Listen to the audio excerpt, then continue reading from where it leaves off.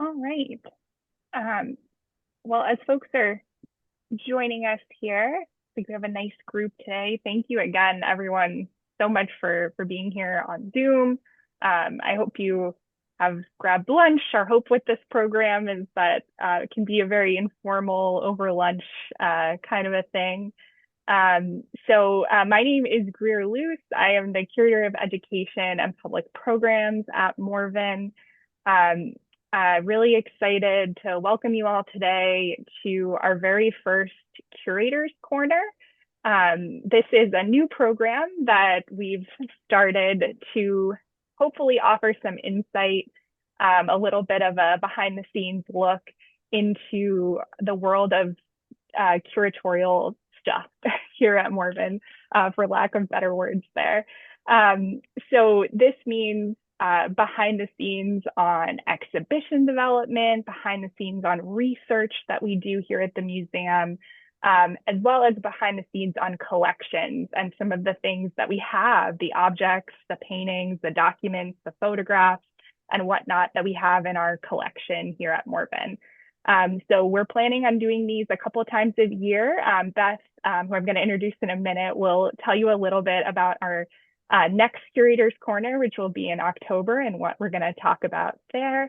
And we're going to invite our curators, our curatorial team, as well as some of the people who are working with Morven to do research to present as part of these programs. So we're really excited to offer them. I think that's everything I wanted to say by way of introduction. I did want to add we will have time at the end of the talk today for Q&A. We're hoping to leave a pretty good amount of time. So hoping that you want to share any questions in the Q&A box and the chat. I'll be monitoring those and throwing those questions over to Beth. And feel free to, if you have any questions that extend beyond the topic of today's program, like how do curators work at Morven, or what is kind of the behind the scenes of history making and exhibition making here. We're happy to answer those questions as well. That all being said, I'm going to turn things over to our presenter today, Beth Allan, who is the Deputy Director and Curator at Morven. So take it away, Beth. Thanks, Greer. Welcome, everyone. Thank you for being here. This turned out to be a really great idea that Greer had, and it was really fun to work on this. So I'm excited to share with you today. For our inaugural Curators Corner, we thought we'd share two recent acquisitions that are closely related and were discovered coming to auction within days of each other in January of this year. We were successful bidders for each, and we're excited to preview them here for you today. The first collection item that I'm going to share is this portrait that we won at Christie's of Elias Boudinot. It's attributed to Charles Pill Polk, came up for auction on January 24th. And while we had previously exhibited portraits of Elias Boudinot at Morven, we do not have one in the collection. And so we were really excited to see this come up. There are, of course, many reasons why it would make sense for Morven to have a portrait of Elias. Here's a very, very brief timeline of some of what Elias did. We could have, a 15-part series on Elias alone and his work. I think he's really one of the least known, very important founding fathers. Very good friends with Washington. Really kind of behind the scenes on a lot of stuff, not a signer, but connected to the signer very closely, connected to Princeton very closely. He really is someone that's been fun to dig a little more into, and someone we'll be talking about more, of course, next year for 2026 in the semi-quincentennial. But the real reason that we were really excited to have a copy of Elias in our collection is that it helps us tell a story that's often difficult to tell. And that's this double marriage that we have between the Boudinots and the Stocktons. And so we knew that, you of course know that Richard and Annis, Annis is the first mistress of Morven. She marries Richard Stockton, Annis Boudinot, and her brother is Elias Boudinot, and he marries Richard's sister, Hannah. And so we have this brother and sister marrying another brother and sister. And so with the purchase of Elias, we now have all four represented in Morven's collection. Morven had, even when it opened in 2004, portraits of Richard and Annis, these copies you see here, and we were able to successfully purchase Hannah Stockton Boudinot at auction in 2012. So this makes the complete set of these siblings and spouses. But I tell you a little bit about the artist here on this painting. So it's attributed to Charles Peale Polk. It's not signed, this painting, but many of his are not. So it does seem like a very strong attribution. You may be familiar with the Peale middle name there.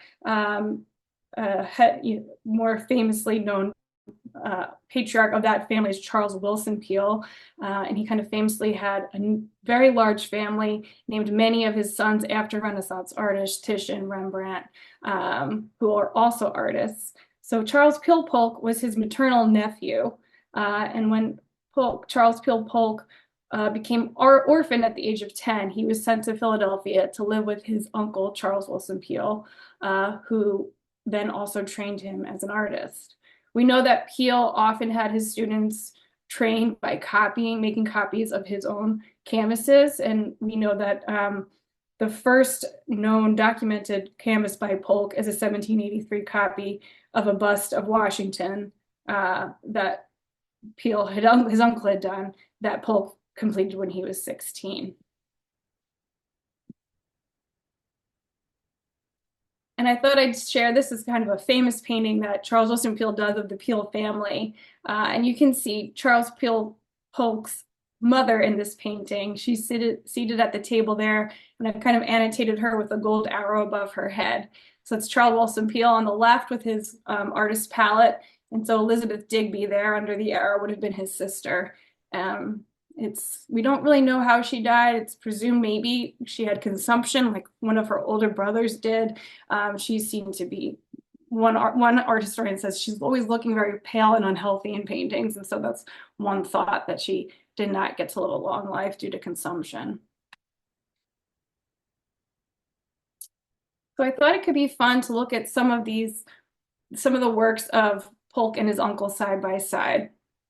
Polk was never as accomplished of a painter as his uncle or his cousins, but he made a strong living satisfying the craze for portraits of Washington during his lifetime.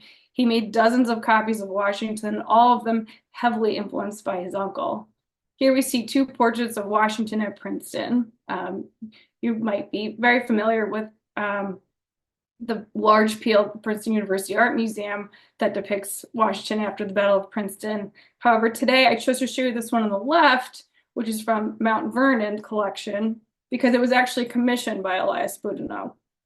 It's based on Peale's 1779 commission from the Supreme Executive Council of Pennsylvania, and is one of the at least 18 replicas that Peale executed between 1779 and 1781. And the one on the right is Polk's own stab at it. He also made dozens of these. We actually had one on view at Morven maybe 10 years or so ago, not at Princeton, but another Polk of Washington standing in front of tents on a battlefield. And I'll just draw your attention to the bequest line under the Peale Washington on the left. You can see it's donated by Jane J. Boudinot. And if you remember that name for a minute, we'll come back to her in a sec. And here we go with another comparison between Polk and his uncle, this time of our guy, Elias. And I think that Polk's Elias's are a little better than his Washingtons. I think it's a nice portrait of Elias here. And of course, you may have seen the Peale version of Elias on the right from the Princeton University Art Museum. We do reproduce this downstairs at Morven as well. But now we'll have our own to show. And perhaps the most unexpected things about our portrait of Boudinot is its provenance. This painting descended in a Portuguese family until it went to auction this year. The original owner is believed to be a Portuguese merchant by the name of Ignatius Palliart. And we're not really sure what the connection is. I haven't been able to link Elias and Boudinot quite yet, although we know that Palliart was in Philadelphia as early as 1785. You can see here I was able to find him on the 1790 census there, highlighted as a merchant living on Water Street. The fact that he's in and around Philadelphia at this time means that he and Elias certainly would have had overlapping circles politically, economically, socially. But hopefully we can find a stronger link. The thought is that Palliart must have either commissioned or purchased it from Polk and then returned to Portugal with it, and it descended in his family until 2025. Okay, the second piece I wanted to share today is this tiny little drawing that came up, I think it was just 5 days after the Boudinot portrait at a completely different auction, which really felt very serendipitous, and we were lucky to be the successful bidder on this one. I think we're the only bidder on this one too. It was listed as the home of Mrs. Bradford, which is the daughter of Elias Boudinot. And so here we have a small pen and ink drawing of Boudinot's home in Burlington. Boudinot retires from public life around 1805 and builds this house the year before when he retires to Burlington with his wife, Annis Stockton, and their daughter, Susan. Hannah and Elias had 2 daughters. Susan was the only child to survive to adulthood, and she married William Bradford, who was the Attorney General under Washington. Susan was widowed early, and so it's really Susan that Elias lives out his days with in Burlington after Hannah passes before him around the age of 70. And if anybody knows where this painting of Susan Boudinot is, we'd love to know. This comes from a catalog, but I don't know the whereabouts of her. We do know Princeton University Art Museum has a painting of Susan as an older woman, which has been on view at Morven. But it is really nice to see this painting of Susan as a young woman who, grew up among the Washingtons up in Basking Ridge. The famous story of Susan is that having tea with Governor Franklin as a little girl, she supposedly takes her teacup and dumps it out the window after learning about the Boston Tea Party and understanding that they shouldn't be drinking tea. So one thing that was really fun to do around this painting was to see this picture, was to see if I can find any contemporaneous descriptions of this house. And I was very lucky to come across the reminiscences of Mrs. Bradford, the last of a Washington Circle, recorded by the same Jane J. Boudinot that you saw as the donor for the Washington portrait. This was published in 1889. So I was looking at Jane Boudinot, and so she's technically the niece of a cousin. And Jane would have known Susan Bradford till she was about 14. She was 14 when Susan passed. So these were her reminiscences, her conversations she had with Susan before she passed. There's a section in this about the house in Burlington. I was only reading this Monday night, and you'll see how fun it is to look at this picture and read this description. So she records, the approach to the Boudinot mansion was a half-circle carriage drive and walk flanked with green posts and chains leading to the wide pillared portico. And if you look in there, it's almost like which came first, this drawing or this quote, because it's exactly as described. I can see the little posts, which now we know are green, and the chains linking them, the circle drive, all of it is there. This was a pretty grand house. There's some funny quotes in this reminiscence about how the curtains were silk, and they were really silk, not like curtains today where there's cotton backing. She made a point to mention that in 1889. And if you look really closely, you can see all the curtains within the window, which I think is a really nice little detail. And then there's this other quote. A serpentine, tan-covered drive encircled the lawn, which is ornamented with the most majestic trees, great pines, which seem to shoot straight up to the sky, larch and spruce, hemlock and holly. Certainly recorded here. There was even a memory of that Susan had a conservatory, and the children would be able to stay up late once it's summer to see the special orchid bloom in her conservatory at night. Now, if you've been to Morven, maybe, let's see, before 2018, you might recall that we had four large sculptures of the four continents in Morven Center Hall. Now, these continents had belonged to Elias Boudinot. They were on loan to us from the Princeton University Art Museum. But this little house in Burlington is where these four sculptures came from. Well, not originally. Originally, they came from Europe, and that's really still quite a mystery how Elias has this enormous collection of pretty large 18th century marble Dutch sculpture in Burlington, New Jersey. But this is described in the same reminiscences of her saying, the hall was wide and contained some beautiful statuary, four groups of 17th century work, the only known specimens of the kind in this country. The stairs were very low steps, led to a landing on which stood the old clock, a gift from Richard Stockton. And Morven also had that clock on view for a while. That was in the dining room at Morven on the front wall. It was a British clock, an English clock. And so we believe that Stockton had it imported from England, and then he does leave it to Elias and his sister in his will. Did my best to find where this house, where it would have been situated when it was first built. So this is a 1797 map of Burlington. Here's the river down at the bottom. You can see High Street running up, and then down on Broad Street where the star is where Elias would have this home built, about 4 years later. And then to the left there where I've circled that red building, that was St. Mary's Episcopal Church. That is St. Mary's Episcopal Church. And that is where Elias is buried along with Hannah Stockton and their daughter Susan. And here's a nice early view of St. Mary's Church. It was an Episcopalian church, and Boudinot had been Protestant his whole life. There was no Presbyterian church. And so he joined this church and supported the bishop here. Bishop Doan became a regular visitor to Burlington and St. Mary's here. And here it is today. I didn't get to go down there yet and take a picture myself, but here it is on Google Maps. Not quite as grand, I'm afraid, with the railroad track and the road running across it. But if you look close, you can see it. So of course I do some side-by-sides for you here. And there's stuff there that's intact. You can see the dimensions do sort of look a little different than it did in the drawing. This was originally on something like 10 acres.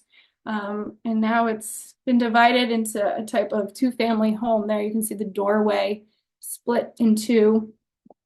But you can also see this little wing on the right. It's still there. What else? Yeah, the pillars are different and the portico is different, and that would have been stairs all the way up. It's still there. And so our next step for these two works, both are going to visit a conservator in Philadelphia in about 2 weeks. The little drawing you can see Jesse holding on the right there is tiny and glued to this backboard that may be acidic. So we're going to take it to get hopefully off its backboard and in a nice archival situation. Elias too has a bit of chipping around the nose, some loose flaking, and so he'll also get a bit of a makeover. We think that his frame is a little skinny for the size of the painting. If you see it on the easel next to Jesse there, it's a little bit thinner than what we think it should be. So that's me on the left there, trying it out, holding it up in front of one of our frames that we have at Morven. It's probably a little closer to the size that we want. This might not fit quite, so we might be on the hunt for a larger antique frame. But the whole goal here is that both of these will be on view for 2026. Side by side, probably for the first time ever. And yeah, we're really excited to show them. So I did that really fast, Greer. I hope that's okay. But I do want to shout out our next Curator's Corner here on October 21st. 2025, Jesse will be presenting about this incredible broadside from 1854 that we just purchased at auction that's connected to Commodore Stockton. That's a bit of a teaser there. So, Greer, I hope we have a lot of questions because I guess I went too fast, but we can talk about any or all of it. No, no, that was fabulous. Thank you so much, Beth. That was a really cool exploration of I loved the side by sides and thinking about the actual artistry, thinking about the house, but also giving us that perspective on what you as a curator kind of look for when you're reading a description of a house to see the actual chains there and the curtains in the window and things like that. I don't usually think about that stuff. So it's really, really cool and very interesting. And we do have lots of time for questions, which is great. So we already have one in the chat here or in the Q&A here. Were there other siblings besides Annis and Elias, the Boudinot family? Yeah, great question. There were. I think John is born first, and he's the oldest, and then Annis and Elias. Then I know there's a number of children that die very young. I think there's a Lewis, and then there's Elijah as the baby, and he also studies law and is very close with Elias. And actually, some of those Elias and his family sometimes stay in that Burlington house. An interesting thing about Elias and Annis is they grew up next door to Ben Franklin, literally the next door neighbor to Franklin and his post office. And so one of the things that's really interesting to think about is that Elias, who's about 10 years younger than William Franklin, who's the royal governor and the child of Ben Franklin, would have grown up together side by side on the streets of Philadelphia. I mean, we don't know. I mean, we know they had a relationship. It's believed that Elias moves to Princeton. Oh, sorry. Elias's father, also Elias, moves to Princeton to become the postmaster. And it's very likely that Ben Franklin helps get him that commission. It's the first post office in Princeton. And so Ben Franklin probably makes that happen. But then you watch this fall apart as Governor William Franklin, who's the royal governor, refuses to see the side of the colonists. And as actually before he is eventually taken to Connecticut, Governor William Franklin is arrested and taken to jail in Connecticut. There's a moment before that where Lord Stirling says, we can keep him safe in Elias Boudinot's house in Elizabeth. And so you have to think that relationship, even though Elias was on the Patriot side, trying to, protect him at least somewhat, but remove him from power.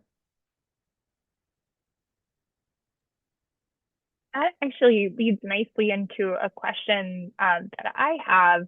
Wondering if you could speak to the significance of this acquisition for Morven in terms of telling Elias Boudinot's story at the home or at the museum, I should say. Why is he important? And obviously he's done a lot, but why is he important to Morven, and why are these acquisitions important to help us tell his story? Yeah, so Elias technically never lives per se at Morven. We know he stays at Morven during the summer of 1783 when he's the president of the Continental Congress, which is meeting at Nassau Hall. Richard Stockton's dead by that point, but he stays with Annis, his sister. And Annis and Elias themselves have a really strong brother-sister relationship. This is where you get Annis's kind of most famous quote to Elias. She's begging him for news about the revolution. And she says, though born a female, I'm a patriot. This qualifying statement of like, even though I'm a girl, I'm patriotic. And it seems as though he really did fill her in on these things.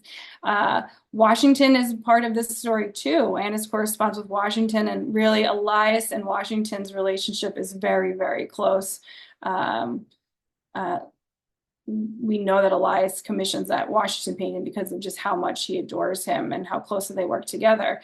But things like the house, which is probably completed in the later half of the 18th century, it's not likely that drawing is done while Elias is alive, is still important to us because as I'm doing that research about the house, I'm finding in these reminiscences of Mrs. Bradford information about the staff that ran that house. So Elias was an abolitionist. We know that he was part of the Philadelphia Abolitionist Society. He did not believe in slavery.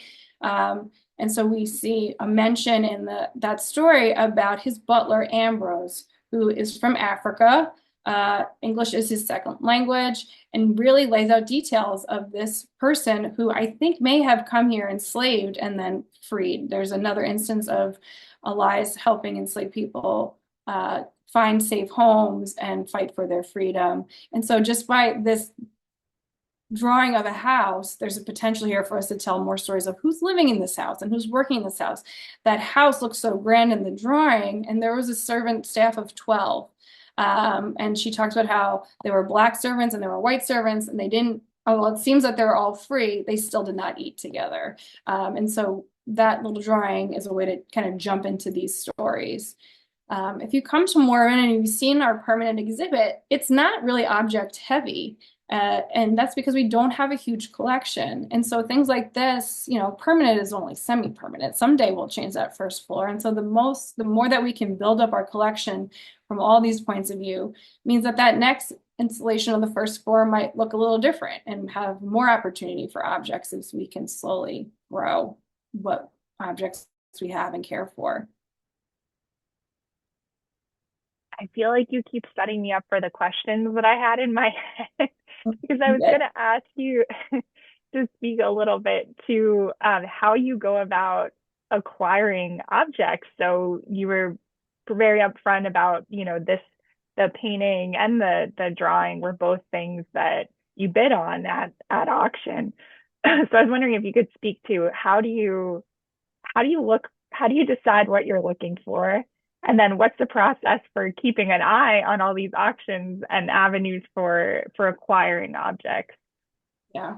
So we are a little unique and we only collect objects that are really connected to the house and the people who lived here, right? So we don't collect period furniture, things like, oh, they may have had a sofa like this, or they may have had a desk like this. We don't pursue stuff like that. And then here I really have to give a shout out to Morven's other curator, Jesse Gordon-Simons, and our curatorial assistants who, you know, we were able to hire a part-time curatorial assistant this last year. And what that did is really free up some of our time in other ways, which Jesse has very smartly dedicated to combing these auctions, which is not a small feat. It takes a lot of time. You know, Jesse and I both have keywords that trigger certain auction listings. So, but even that's a lot because it's Boudinot, but it's Hannah Boudinot, it's Dr., you know, all of these different variations. And so, yeah, Jesse's done a great job on really of staying on top of these things. And then it's a little bit scary because when you find something, you have to move fast. And so that means being in touch with our collections committee, seeing if we can either fundraise for the purchase. We do have a small fund that we pull from and try to replace money in when we can. But it's usually a pretty quick turnaround. And we're not always successful. We bid on a Thomas Birch painting a couple years ago that we know had been at Morven in the 1890s through the 1940s, and we were outbid. So you need to kind of come up with that number that's the highest you can feel comfortable going, and then you hope for the best. But we were lucky here. And things like that little drawing, I mean, it's a couple $100 sometimes for things like that that people aren't always that interested in or don't know what it is. So, yeah. Great. Any other questions from our audience members?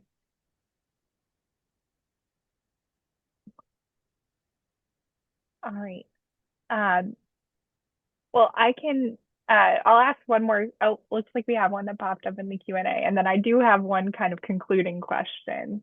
Are there other Boudinot sites in New Jersey that are still around? Yeah, there's a lot. So there's Boxwood Hall in Elizabeth, which you can visit. That's a state site. And that's the house that he builds right after he studies law with Stockton. He studies law under Richard Stockton and moves to Elizabethtown to start his practice, and then quickly marries Hannah. And then it's in that house in Elizabeth where he meets Alexander Hamilton. Alexander Hamilton is a French Huguenot or descends from French Huguenots like Boudinot, and he arrives in Elizabeth looking for Elias because he's a letter of introduction from someone. And I guess yeah, from the islands that Elias knew. And so he meets Hamilton there. Hamilton stays in that house with him. They attend the Academy in Elizabeth for a little bit. So that's one site that you should definitely check out. Then there's the Boudinot Ross Farm. That's another house. But there was actually there really are a lot of properties. He was also in Basking Ridge, and then at least 2 different homes, I think, in Philadelphia. Lots of places to visit. How do you verify authenticity? Hmm. That's a good question. So some of these, like the house, for the house one, for example, it was listed as home of Mrs. Bradford. So we knew that connection was probably right. And then before we bid, we were looking at to see if it matched, what we could see online and the historic site. It did have a marker at one point, that house, so we did our research there and that checked out. That's also one that didn't feel like a phony because no one was really looking for a picture of a house of Mrs. Bradford necessarily. The Polk, it looks right. Christie's has done a lot of provenance. We are in touch with the auction house before we purchase for any additional information they might have. That one's a little tough, unsigned, but we did have a conversation of even if it wasn't Polk, would we still want it? And the answer is yes. We weren't acquiring it because it's a Charles Pill Polk. We're acquiring it because it's a period painting of Elias Boudinot. And so, yeah, I guess it's different for each one, but it is a lot of quick digging if we can. We do like to know about the provenance of where it's descended from and how they came to find it. Yeah, that's a good question, though. Another good question here. Do we have a suggested reading list for learning more Ooh. about Boudinot? I almost did that, and then I was like, that's so extra. Don't do that. They don't want that. But yes, for sure. We could send that out maybe.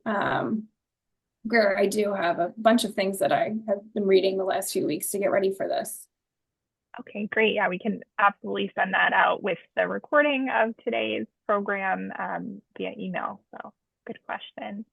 I know we have a really nice comment in the chat. Congratulations on the pen and ink drawing of the Burlington House and then finding the reminiscences of Mrs. Bradford.